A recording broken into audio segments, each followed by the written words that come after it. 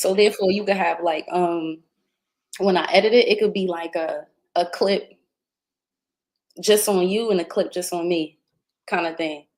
That make any sense? Yeah, I'm just trying to my head is clear Okay. outside. I need some lighting because this light is not giving what I needed to give right now. Where my damn what you call it went out. My damn little ring light I was using.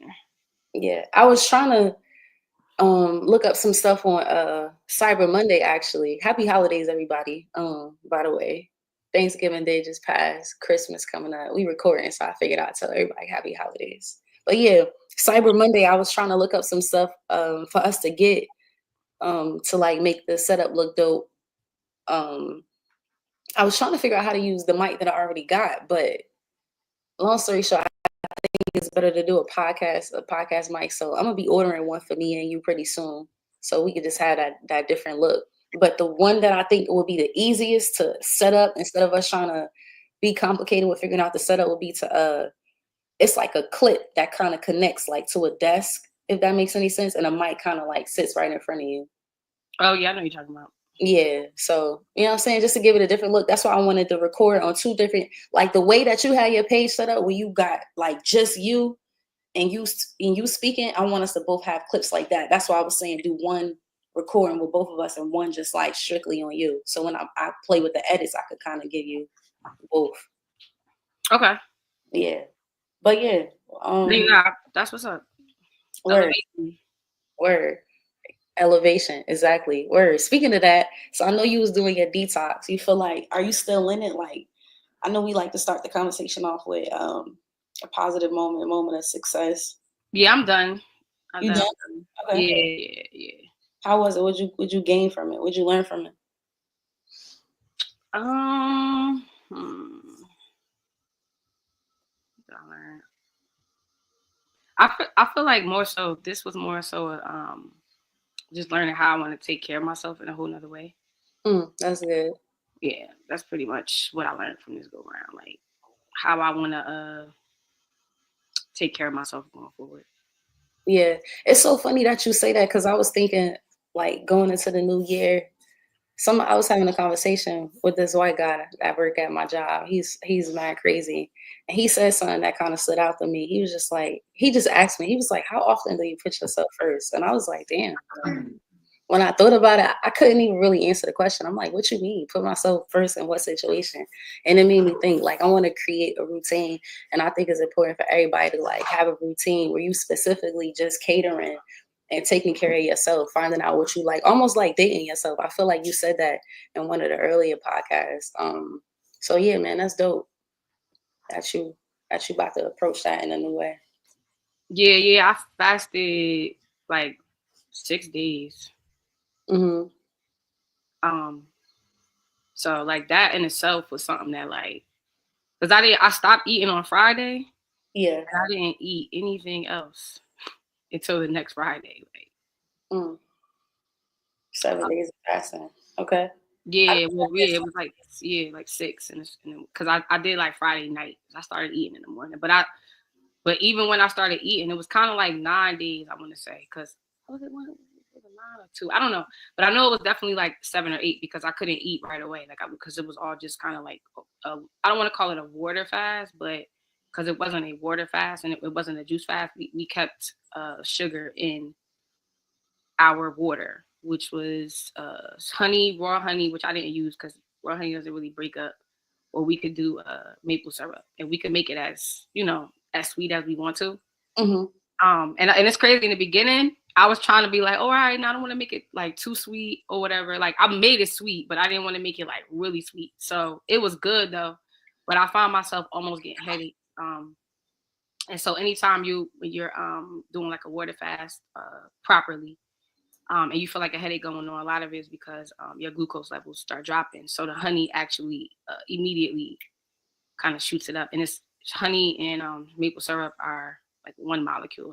It's different from like fruits or like cane sugar. And the molecules are smaller or different. I don't know the extent because I don't want to say the wrong thing as far as the type of molecules, but from my understanding, the molecules are different So like just like how banana or orange affect your body completely different, or pineapple and a berry. Like so, maple syrup is one where it's the molecules are not the same as sugar, but as fruits, but it still delivers the glucose that your brain needs and that your bloodstream needs, so that when you're doing water fasting, and shout out to herbal chemistry. I just want to make sure herbal chemistry with a K. Shout out to Jay. He helped me with the detox. He's a clinical herbist, and yeah. So long story short, keeping the syrup intake a little low, because in the beginning you like, all right, like you think it because you pouring mad syrup in the water, like you just pouring mad syrup, but it's just the idea of you pouring the syrup, though it's going in water, so it's getting diluted anyway because I'm pouring it into a gallon of water. But like the first day it was a little bit light, like a little bit light sugar. I want to say a lot of syrup, but not as much. Like I would say like a light skin iced tea. You know what I'm saying? It was like a light skin iced tea, and it was good. I'm like, all right, this is good. I could do this, like, because it tastes good. It tastes because I put lemons, you could put oranges, you could put fruit in there, so it tastes like you drinking a big juice gallon all day. You know what I mean? So, but I was still finding myself getting headaches, so I had to take honey like in the first day, like in the middle of the day, and like before I went to sleep. But I was finding out like the next day, I accidentally poured way more than I did the first time by accident. So I had to drink, and it was dark skin iced tea. When I tell you it was a banging, and I didn't get any headaches at all. Like I didn't have to take, or it wasn't like you don't get headaches, but you could feel a headache coming on. So and the honey, it's amazing how you feel like you're about to get a headache. You take a tablespoon of honey, and in 5 minutes it's gone. Like it's so amazing to be able to see your body absorb it in that type of way. That's so crazy. Yeah, and it just taught me like sometimes like your prejudgment can like ruin you. Like your if you don't let go of like your past, or if you have attachments to your own thoughts, because I was told, please do not make your lemonade light skin. You feel me? Like, don't make your lemonade light skin. And because my just my past experience, or just what from hearing so much about sugar this, sugar that, sugar this, sugar that, mm-hmm. Like, I almost dang there. Well, I don't want to say I caused a headache, but because I was feeling good, but it would just be times where compared to like the dark, I didn't get any at all. Like I didn't get no type of form or nothing. So that just shows me that, a lot of times your old thoughts can hold you back. That's good. That's so crazy. That's good. I'm glad you repeated that, because that's good. That's interesting. I never thought about that. Like, because like even for entrepreneurship, right? Thoughts, huh? Like even with like entrepreneurship, I know for me, right, this is like the first time I've actually been like really stable, like to the point where I can buy what I want. Well, I don't buy more than what I want, but this is the first time making my 100% my own income that I feel completely stable. But it still makes me not do certain things with money, because of thinking like so many years of how I was like, oh, you're not smart with this, or you don't know enough about this, or like holding on or hawking money, like I don't know what's gonna come back, knowing that my income is steady, and I know how to create steady ways for myself. So it's like the fact that I'm like this way now, but those thoughts still to this day get in the way. But I had to realize, like, I've only been this new version of me, as far as me seeing like, okay, my learning and my everything that I felt in the first thoughts of why I don't feel unworthy in this area, or like upset about my income, or feeling unsafe. And that those feelings have made me become who I am today. Like if it wasn't for those thoughts, if it wasn't for those embarrassing times, and though I wouldn't be able to navigate to push myself to go from here to where I'm at. But it's so amazing amazing and annoying to kind of know, and that those previous thoughts still come up, like, oh, don't buy that, don't buy this, knowing that I need it, knowing that my rule is, as an entrepreneur whose income is steady, I only buy necessities. If it's a necessity, it doesn't matter what it is. If it's a necessity, if I say I need dresses and I really need them, I'm getting them. Not, but I still will think like, yo, like no, you can't just buy that because it's not coming in, knowing that that's not true. So to make a long story short, it's like the 2 years that I've been, I want to say the 3 years that I've been like completely steady, I've been I want to say 7, 10, 13, 14, 15 years of feeling unsteady. So just being patient with myself, like, yo, you only been steady for like 3 years. It's okay for the old parts of you to come up and be like, hold up, Kanisha, chill, chill, chill. Like, and you like, yo, chill, little bro. Like, we got this, little sis, like, you know, chill. So with your own. So yeah, I think that's like the perfect way to like kind of segue into kind of what I want to talk about today too. Because absolutely. like I'm trying to figure out how to word it. Like it's really hard, especially as an adult, to like completely change your thinking, especially when you've been thinking a certain way for a long time. And like I was telling you earlier, going into the new year, I know people like kind of think about goals and what they want to do and how they want to like be more successful in the next year. And what if you that person that's kind of going into something and you like, all right, look, the one thing that I wanted to do, it hasn't worked all year. But this other thing that I just so happen to try on the side, it actually worked. And when I talk about it to people, they tell me it's a good idea. So maybe I should chase this. And how do you kind of be like, damn, like, how do you quiet that side of you when you like, yo, damn, I can't really do what I want to do, but I got to do this other thing and still feel okay and still have belief and not lose sight of like you reaching ultimately where you really want to go. Because that's almost like, I'm trying to think, like I almost wanted to like release a class on like if you was an athlete and then you can't play ball no more and you suddenly gotta find something else to do. It's almost like that feeling. You kind of feel like you losing something. So like how do you cope with that? Like what advice have you given people that experience that? Yeah. I just believe that I just believe that public schools just educate us incorrectly. And what I mean by that is like, Go back to the ABCD. yeah. It's it's Okay. more like when we get our expectations of greatness through movies Mm. and through school. Like that's usually what tell you what greatness is, right? From like entertainment, like watching movies where you see somebody succeed and all these different books on that or stories from people, right? And so movies, people, and then we have the real form, which we spend way more time at school, which will tell you like your greatness, like depending on if you pass a certain class. And this is from like pre-K and up. So I think that when we become adults and we find that the time that we spent in school learning what greatness is outside of a book, which is very minimal, majority of life, when you spend the time, the things you learn out of a book is when you get income, and then there's the rest of the time, which will destroy income, like how you handle all your other situations. So when it comes down to like telling people about like the crisscross within themselves and trying to figure out really the duality um, about like wanting to succeed or be better, and then you have those thoughts is on both sides, is just to realize like all the parts that you feel, the future you, the you now, and in the past you, they're all you. Like none of them are wrongs. Not none of them are reasons to feel less of anything, right? Whether the thoughts are less, whether the thoughts are in a positive light.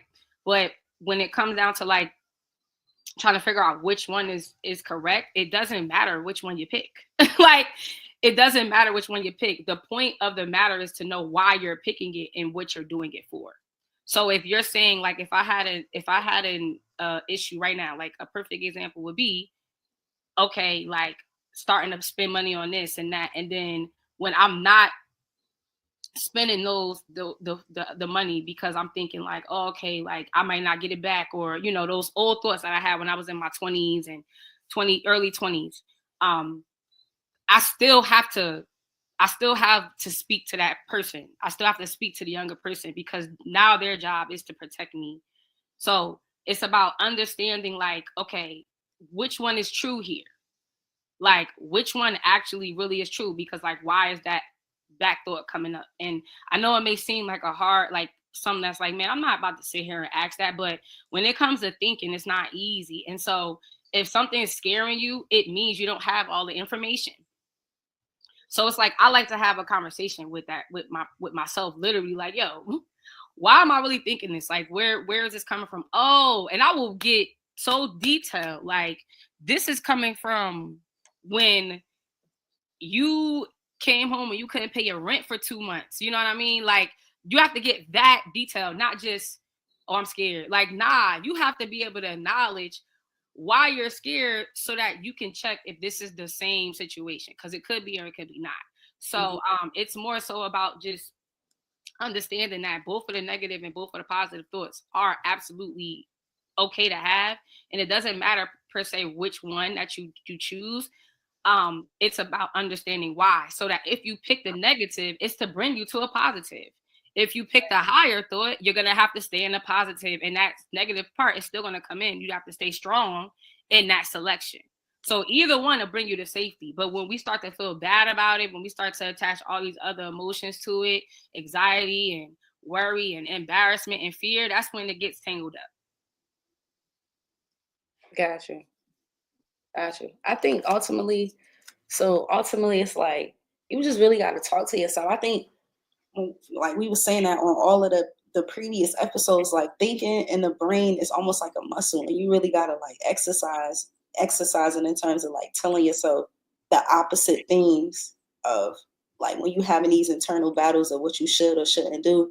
Like, you really got to be like, no, I'm not going to be depressed today. I'm actually going to be happy. No, I'm not going to be this today. I'm actually going to be that. So ultimately, it all goes back down to what we was like talking about from the beginning, just having that self-evaluation, see where those thoughts coming from, why you even having this internal battle, or, you know what I'm saying, why you even going back and forth about a decision. Figure out which one you going to do, stand 10 toes in it, and then ultimately it's going to lead you back to the road that you wanted to go down anyway, ultimately. Nah, that's a fact. I agree with Yeah. that. And then it was something else that you said that was a good thing too. Like, when, I guess essentially, I mean, I didn't say it directly like this, but I guess I was just trying to ask you how do you handle like internal battles? That's what it all boils down to. And then you said something that I thought was good, like ask yourself like which one is true, and kind of separating like the feeling from the fact, like which one is going to give you more success, like which one is going to give you the better outcome, rather you like it or rather you feeling it or not. Like, be real with yourself and see which one going to give you the best result, and just ride it Yeah, out. yeah. I Yeah. mean, too, duality is a part of human nature, but and shout out to Brother Panic, man. Rest in peace, man. He made a very substantial point to me about duality and how it derives in Black people.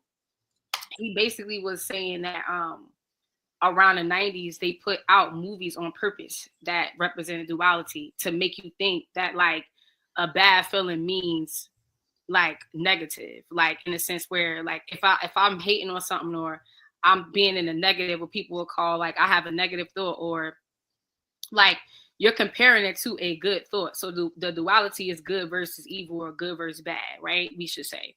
And he made a very, very great point about the movies that came out that was basically everything was duality in the 90s. Like even when it came from the Cosby Show, like that was like one of the first shows that really brought a duality to us, because before you had the Black Panther movement, and that was the first time Black people have seen like a family structure of a mom working, a dad working, and then kids growing up, you know, going to college and things like that, right?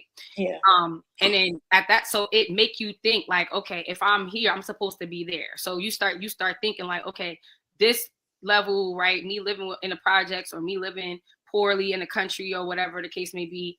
Now I see the Cosbys, and now this is bad. Like I need to be that. That's good.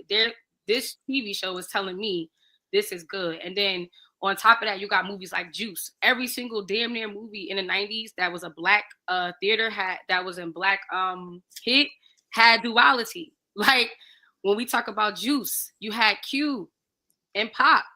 Talk about Boys in the Hood.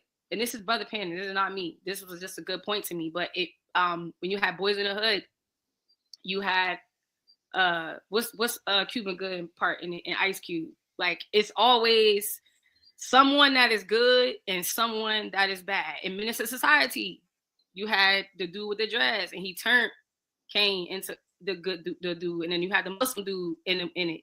So there was always in our movies, there's always a good person and always a bad person. They're like that in other movies as well, but that's where we get that duality from. And so just those internal battles sometimes, what I've learned is just like, especially what Doc's told me as well, is just like there's too many choices that you cannot think of. So sometimes like battling between the duality of this is the better choice and this is the bad choice, sometimes it's just like not even caring, not even attaching yourself to any of them. Like not even attaching yourself to this is going to be bad, this is going to be good. Just pick one and let it go. Like pick one and let it go. You know what I mean? When it comes to battling, like, you know? Yeah. So, you know, I guess ultimately that's what it is. Like when a person having like a back and forth about something, I'll use myself an example. Like, all right, like knowing I should do this one thing that's going to get me. Like I was telling you earlier, let's say, for example, if I'm approaching somebody and I'm like, yo, I'm a rapper. I'm gonna be like, all right, cool. But if I be like, yo, I put together concerts for female artists, then they automatically opening up like, oh, that's dope. What's that called? Then I'm like, oh, that's MC Move. Oh, word, that's dope. And then I'm having that battle like, dang, like when I talk about my music, it's just that one and then it's done. But when it's MC, it's more. And so now I'm going into it like thinking like, okay, I get like a bad feeling whenever I feel like I can't do my music. So now every time I'm doing FMC, I kind of feel bad, like, dang, like I really want to be doing my music, but I'm doing this almost because it make more sense. And I'm attaching it to a bad feeling instead of just saying, let me flow with it. You never know what blessing might come out of it. Like, you know what I'm saying? If that makes any sense. I was trying to put it in real terms. So maybe somebody who listening could kind of put it in their situation and make it more, a little bit more relatable. But yeah, that's a good point. Like just not attaching yourself to any feeling. Just like you said, standing firm in whatever decision that you make and just letting it flow and not thinking about it and just, you know what I'm saying? Not like being so hard on yourself, like we were saying in the earlier episodes, and making yourself feel like, oh, if I go this way, it's going to be bad. Or oh, if I don't go this way, then I'm going to miss out on something or something like that. Yeah, just ride with it. Just flow with it. You're going to miss out on stuff anyway. Like it's like, cause goals is sacrifice. So you're going to miss out. Like that's. Wait, you say goals is sacrifice? Yeah, that's all goals are. Like it's what you give up. That is true. It's not even about it's not even about the work ethic that you put in. Work ethic goes into what you give up. The more stuff you stop doing for that, the more you get.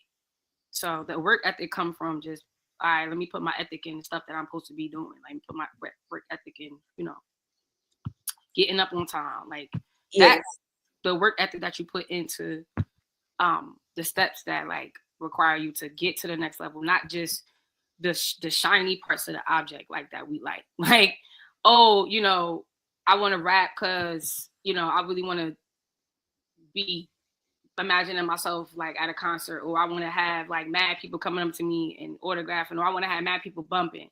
But before you can even have that to be the best, you got to be trash. So it's like you got to fail, you know, and that's the duality of it. It's like failure versus going to get it. And if you're saying, but they're the same thing, because you can't go to get it without failure. Like, you know what I'm saying? So then that's my point about the negatives. Like your brain cannot think of every outcome. It just cannot. Like it's too many outcomes that can happen that your brain will never ever compute. So you can say, oh, I'm doing FemC. That's why you shouldn't have attachments to it. You should just be making it, and it don't have to be a bad or good anything. You don't have to claim it as anything. Like, you know, that's the point of like us thinking that there is a bad and a good. Like they're both the same. So like if there wasn't a bad, the good wouldn't exist, because we wouldn't care about goods if you can't compare it to bad. The same way as we don't care about you know, bad without good. Like it gives you, but they're together. Like just what it boils down to. So that's good. You know, when you saying, not you per se, but well, we'll use your example. But if we're saying like, you know, I want this, I want that, I want this, I want that. It's like we already know, like that's already set. Like the world knows what you want. You know what I mean? But you don't know is what the world has for you. So it's like you know what you want, but that don't mean that like what I have is not better. And it's not when if you saying you want those things, which I know, but you don't know per se what it takes. So if you're saying, yo, you really want to rap, you really want to rap, and let's say you have an older brother or an older sister, and you like, yo, like I really want to rap, like take me to get my flows heard, take me to meet this person, take me to, and just like in Karate Kid, like they always have you doing something simple for mad long, like jacket on, jacket off, like one move the whole time. So the FemC movement, sometimes when you saying y'all want to rap, that's you talking, that's you like with your older brother, or let's say guy, like, all right, boom, she told me she want to rap, like I'm sending her FemC. Cause I want like her way of getting in the rap, because I know her, I know what she done been through. I know the things that she forgot. Meaning there's things that like we actually go through as children that we forget we went through it. So and you don't know that that's gonna pop back up. You know what I mean? Because sometimes we forget like small things that have happened to us. We forget that we put up. So it's like when you're going for a goal, right? I really wanna rap, but I'm doing FemC. I really wanna rap, but I'm doing FemC. That's like complaining to our older brother or complaining to our older sister, like they like, yo, shut up. I already know you want to rap. That's what I'm doing. Like, that's what I'm doing. I'm doing it through FemC. Like, that's what I'm doing. That's how you get into. You don't know how to get into rap. That's why you saying you want it. You don't know how you gonna tell me how to get you there, but you telling me you want it. So that's why, like, but you'll be like, yo, if I'm doing FemC, that's bad. That's bad. That don't. God only tell you what's bad or good. You will know it. If you gotta contemplate, if it's bad, you don't. If it's a real bad thing, it ain't nothing to contemplate. So if you contemplate, it ain't bad, because there's no way in the world we know when stuff is like, I ain't doing that, because it's a lot of those that pop up. That's so good. Yeah, for sure. It ain't nothing. Like that's why it's like, yo, it don't matter. Like, you know what I'm saying? It doesn't particularly matter, because FemC is rapping. So when we let it go, it's gonna get you the layup, but don't miss the easy bucket that we try and give you. That's like you get a steal and you get a steal, you run down and it's just you and you miss the layup. Like you Hey yo, that's the most embarrassing thing on the planet, bro. It is embarrassing. It is. So that's why I just like stop attaching yourself to the outcomes. Yeah, that's good. That's good right there. Yeah, that's good right there. That should be the topic. Somehow we got to figure out how to make that the title somehow. Or I was thinking about the title being allow. I got that from Benji, and then before you got on, you had said something about it, like just letting things flow. Yeah, that's good. How long we been on? 27. All right, we pretty much wrap it up right here. I know it's about to be 11:30. Probably now. Yeah, it's already 11:30. Yeah. All right, man. I appreciate y'all for tuning in. Thank y'all. See y'all next week. Same time. All right, we out of here.